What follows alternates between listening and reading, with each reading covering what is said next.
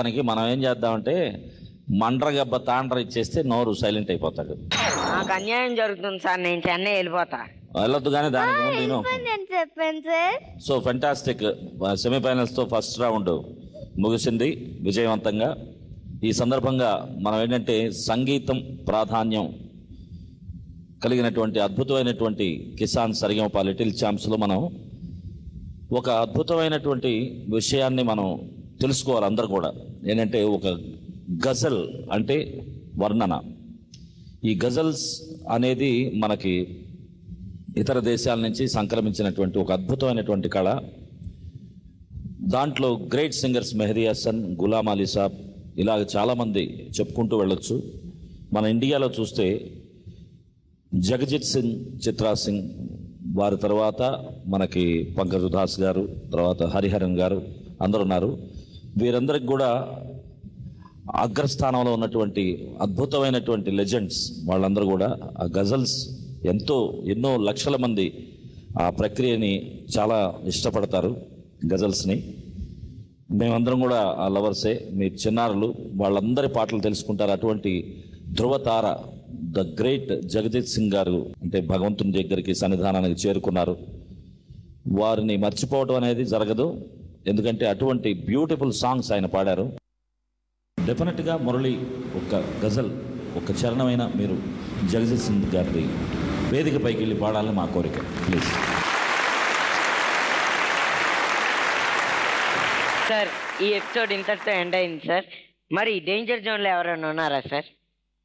ఈరోజు పిల్లలందరూ చక్కగా పాడారమ్మా. కొంచెం మార్కులు తక్కువ, అయినా అమ్మాయి చాలా బాగా పాడుతుంది ఐశ్వర్య. అయినా డేంజర్ జోన్ విషయం రేపు కదా, రేపు చూద్దాం. జగజిత్ సింగ్ గారు మంచి గజల్ గాయకుడు, ప్రపంచమంతా తెలుసు ఆయన యొక్క గానాన్ని గురించి. మరి కొద్ది రోజుల క్రితం ఆయన పరమపదించారు. మరి ఆ సందర్భంగా ఒక్కసారి ఆయన్ని మనసారా స్మరించుకుంటూ ఒక పాట పాడి వినిపిస్తాను, ఆయన పాడిన పాట.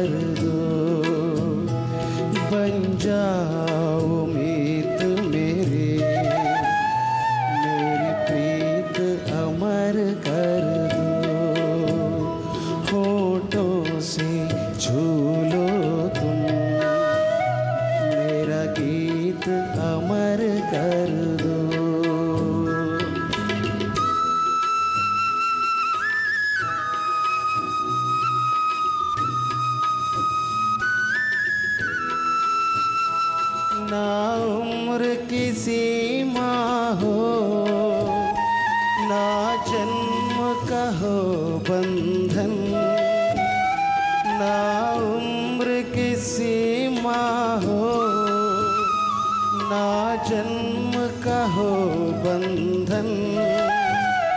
जब प्यार करे कोई तो देखे के मलमन, नई रीत चला कर तुम ये रीत अमर कर दो, नई रीत चला कर तुम